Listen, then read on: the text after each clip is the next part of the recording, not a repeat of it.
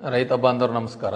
ಈಗ ನಮ್ಮ ಜುಲೈ 18ನೇ ತಾರೀಕಿಂದ ಮಳೆ ಬರ್ತಾ ಇದೆ.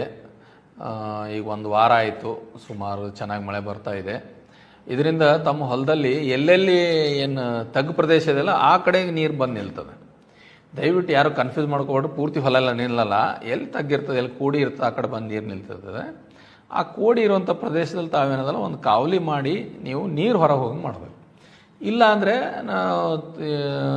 ನೀವು ಹತ್ತಿ, ತೊಗರಿ, ಉದ್ದು, ಹೆಸರು, ಸೋಯಾಬೀನು ಈ ಎಲ್ಲ ಬೆಳೆಗಳಲ್ಲಿ ಏನದಲ್ಲ ಒಂದು 8 ಸಾಲಿಗೆ ಒಂದು ಸಾಲು ಏನದಲ್ಲ ರೆಂಟಿ ಸಾಲು ಬಿಡಬೇಕು. ಡೆಡ್ ಫಾರ್ ಅಂತ ಹೇಳ್ತೀವಿ ನಾವು, ರೆಂಟಿ ಸಾಲು ಬಿಡಬೇಕು. ಇದರಿಂದ ಏನದಲ್ಲ ಹೆಚ್ಚುವರಿ ನೀರಿದ್ದು ಹೊರಗಡೆ ಹರ್ಕೊಂಡು ಹೋಗ್ತದೆ.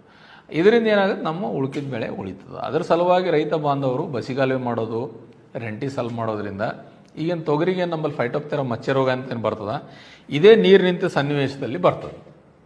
ಅದಕ್ಕಾಗಿ ತಾವೆಲ್ಲ ಇದು ನಿಂತಂಥ ನೀರನ್ನು ಬಸಿಗಾಲುವೆ ಮಾಡಿ ತಾವು ಹೊಲದಿಂದ ಹೊರಗಡೆ ಹಾಕಿದಲ್ಲಿ ಫೈಟೋಪ್ತೇರಾ ಆಯಿತು, ಅಲ್ಲಿಂದ ವಿಲ್ಟ್ ಆಯಿತು, ಡ್ರೈ ರೂಟ್ ರೈಟ್ ಆಯಿತು, ಇಂಥವು ಯಾವುದೋ ರೋಗಗಳು ತೊಗರಿಯಲ್ಲಿ ಕಾಣೋದಿಲ್ಲ.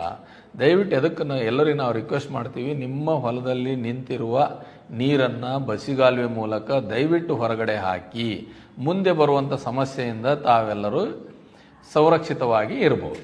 Thank you.